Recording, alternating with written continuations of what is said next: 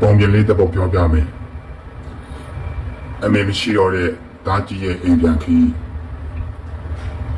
ဟိုးရှိတော့မှာအရန်ချစ်ကြအရန်ကိုတန်ရုံးစင်ကြီးရဲ့တားအမေတယောက်ရှိခဲ့ကြတယ်အဲ့ဒီပုံပြင်လေးကိုကျွန်တော်ပေါ်ပြပြောပြမယ်ဟိုးရှိတော့မှာပေါ့ညာနဲ့တကောင်မှာတားကြီးတယောက်ပြည်တင်ပေါက်ကနေအဝေးကအကောင်းတင်ကိုငင်းကြည့်နေမိတယ်ညောပြရဲ့မီးအောင်တွေကလင်းထင်နေပေမဲ့သူ့ရဲ့ကဘာလေးကတော့မောင်မှိုက်နေကြပါပဲအရင်ကဆိုလွန်တဲ့အခါဖုံးဆက်ပြီးအမေအတန်လေးကိုနားထောင်လို့ရသေးတယ်အခုတော့အမေအတန်ကိုကြားချင်ရင်အိမ်မက်တဲချင်စောင့်နေရတော့မယ်ဒါကြီးရဲ့လက်ထဲမှာအမေနောက်ဆုံးချုပ်ပေးသွားတဲ့အင်ဂျီတစ်ချေရှိတယ်အဲ့ဒီအင်ဂျီလေးကိုကင်လိုက်တိုင်းအမေရဲ့ကိုတက်နှံ့လေးကို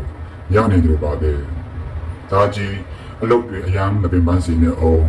ကိုကျမ်းမာရေးခရူးစိတ်ပါအောင်လို့မှာခဲ့တဲ့အမေရဲ့နောက်ဆုံးစကားတန်တွေကနားထဲမှာပဲ့တင်ထနေတော့ပဲဟိုအရင်ကအိမ်ပြန်ရမှာကိုပြောခဲ့တဲ့ဒါကြီးဟာအခုတော့အိမ်ပြန်ရမှာကိုကြောက်နေမိတယ်အိမ်တကားကိုဖွင့်လိုက်တာနဲ့ရှိကြုံမဲ့သူမရှိတဲ့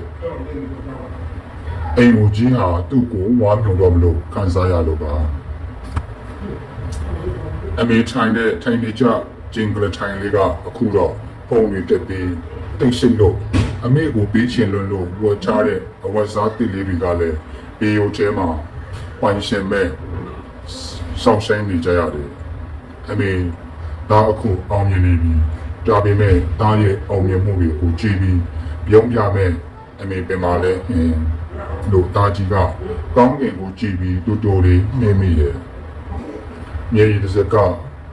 ဘာပြင်ပေါ်ကိုစီချလာရင်အမေကိုလွန်တဲ့စကရင်ဘတ်ခုလုံးကိုအနေထိုးတယ်လို့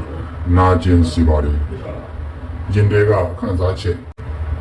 နောင်တရှိနေစမှာပို့ပြီးခရုမဆိုင်နိုင်ခဲ့တဲ့အတိတ်ကနောင်တတွေ